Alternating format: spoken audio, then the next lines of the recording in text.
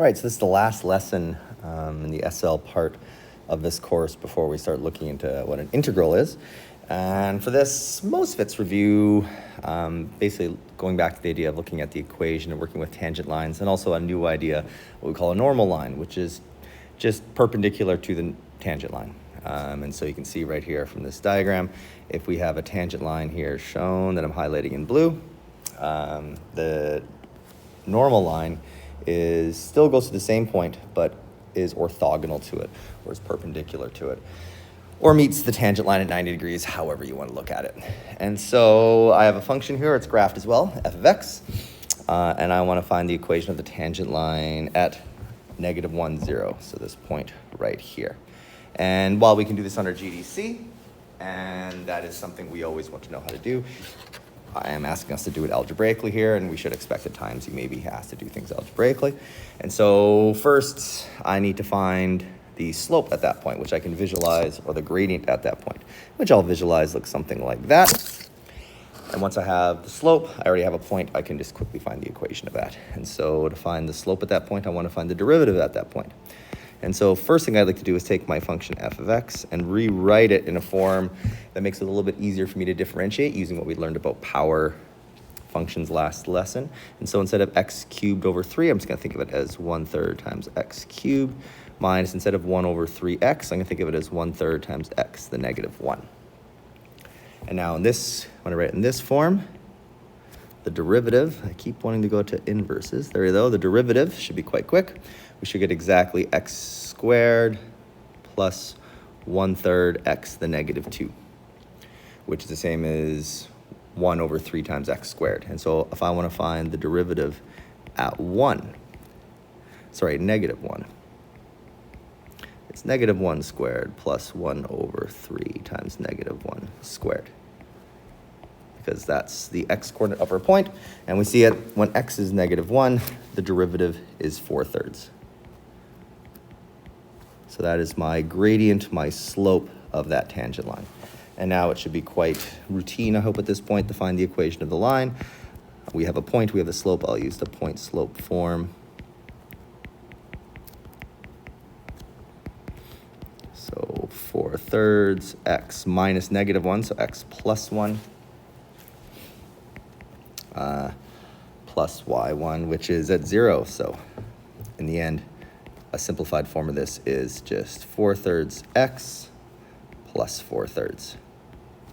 And that's in slope intercept form, or gradient intercept form. And so that's the equation of the tangent that I've visualized there. The equation of the normal at that same point, well, I don't have to visualize it, would look something like this, where I imagine going through the same point but crossing it at 90 degrees. And that should be a 90-degree angle right there.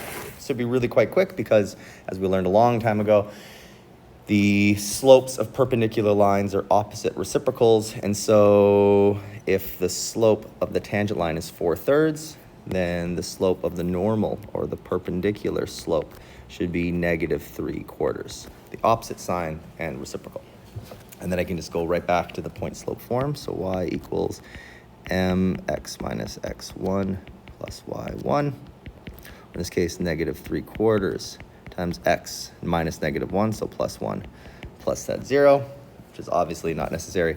And so writing it in one of the more familiar forms, you get -3/4 x plus 3/4 minus 3/4.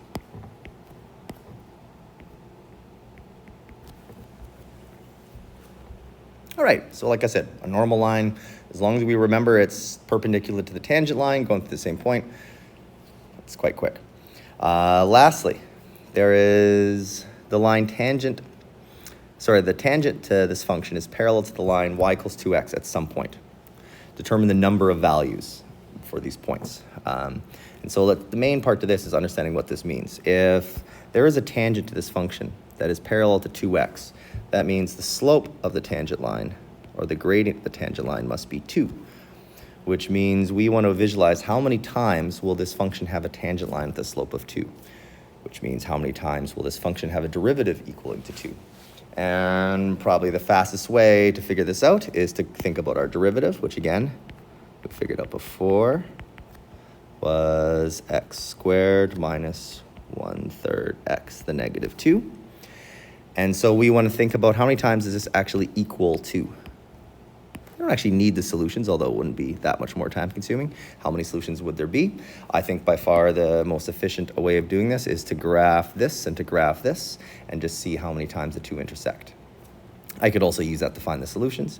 And so if I just go to Desmos here, here's the derivative. Actually, I'll turn off the original function. If it lets me turn it off, there we go. And here's a line at 2. And so I can right away see there's 4 solutions to this system, or there's 4 times this function f will have a derivative equaling 2, or have a tangent line that is parallel to a slope of 2. So 4 unique solutions. And again, if I just look here, I can see what they are to a number of significant figures, but I don't need that. I just need 4 unique solutions.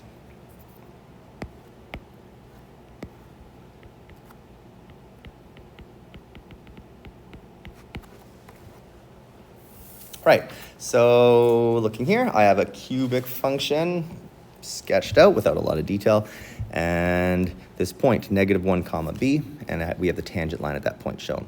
I want to find the equation of the tangent and the normal line. So for this, first it would be helpful at some point to find the value of b, like what is the y coordinate of that point, which I can find quite quickly by just substituting all these x's with -1. And so if I just let x equal -1, then you get y equals -1 cubed minus 2 times -1 squared, and so on.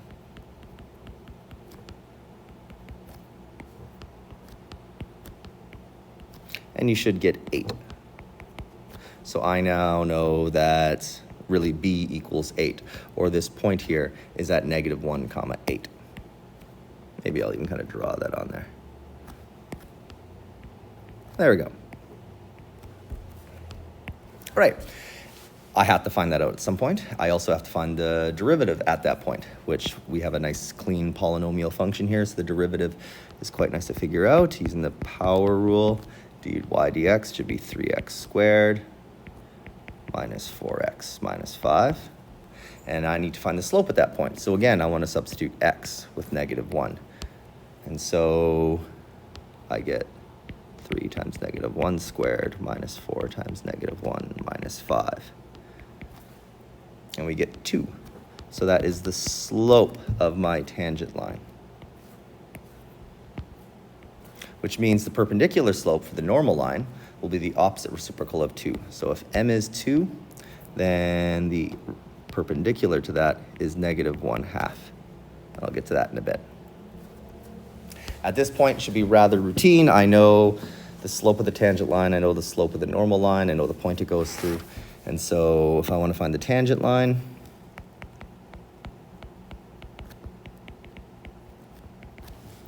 I can say y equals the slope, which is 2x minus x1, so x minus -1, so again, x plus 1, plus the y coordinate there, which we know is 8. If I clean that up a little bit, I get 2x plus 10. That's my tangent line. If I want the normal line,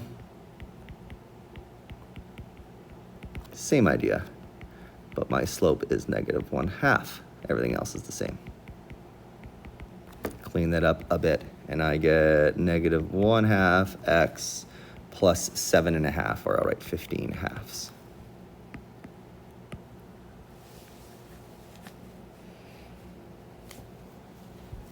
All right, so lastly, I have 3 points of a quadratic function.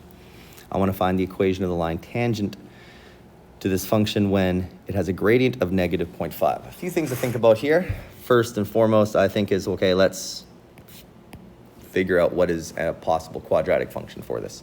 And as we've learned long ago, if we have 3 points, you can come up with a unique quadratic function really quickly using your GDC. And so I'll just visualize this a bit here in Desmos. So here's the table, which I don't really need to show, but there we go, I can get a rough idea. These are the 3 points. Using your GDC, you should be able to quickly do a quadratic regression equation, and it should essentially perfectly match it. And it looks like this. And so while I don't need to visualize just yet. It should be very, very quick. Plus, it kind of confirms that this really is, this looks right. And so the quadratic function I came up with, and you should get something similar. I'm going to write to a lot of significant figures, although in the end, I'll just keep my answers to 3 significant figures probably. I get y is approximately, a bit of a messy thing, roughly 0.2 for x, the coefficient of x squared, roughly 6.12 for the coefficient of x, and roughly 1.91 for the constant term.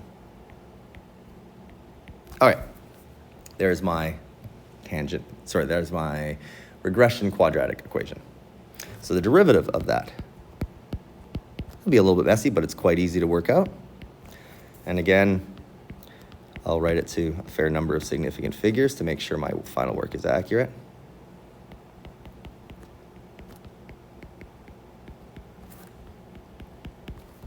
So there's my derivative, but this time now let's go back to what the question's asking. I want to find the equation of the line tangent to this function when it has a gradient of negative 0.5, or where the tangent line has a slope of negative 0.5, which means we want to find out where the derivative equals negative 0.5. And while the decimals are a bit messy, it's a pretty simple linear equation, really. You can solve this algebraically really quickly. You could solve it graphically. It's really up to you. You should get, pretty quickly, you should get x equaling approximately 16.484, or 16.5. And so at this point now, I know when x is about 16.484, I'll say 16.5, that this function, this quadratic function, has a slope of negative 1/2. So what's the equation of that tangent line? And so at this point, what's left is I have a few options. It doesn't say I have to do anything algebraically. One option is to find the y coordinate at this point. So take this value here, substitute it back into my quadratic function to find the y coordinate at that point. And then I'd have my point, I'd have my slope, which is negative 0.5. I could then use that. Or I could just use my GDC, because chances are, well, almost certainly, you use your GDC to come up with this equation. And so if you just graph that, we saw in earlier lessons how you can quickly just pick a point. In this case, when x is 16.484, you can not only find the derivative at that point, which you know is going to be negative 1/2, you can find the equation of the tangent line at that point. That's probably the fastest way. So I would, at this point, since we've already used our GDC, and it is quick, and now that we know where to look on our graph, I would use your GDC to find the tangent line. And you should get y equals approximately the slope. I know the slope is actually going to be exactly 0.5x, because that's what we're trying to figure out, plus about 56.5 to 3 significant figures. And just to, since we're using our GDC anyways, if I show that right here, that's the line I just found out. Just notice if I zoom in, it is a nice good tangent line. It's not perfect because I have rounded these a bit, but it's accurate to 3 significant figures. And that it has to be the only possible answer. There's nowhere else that'll have a slope of exactly negative 0.5.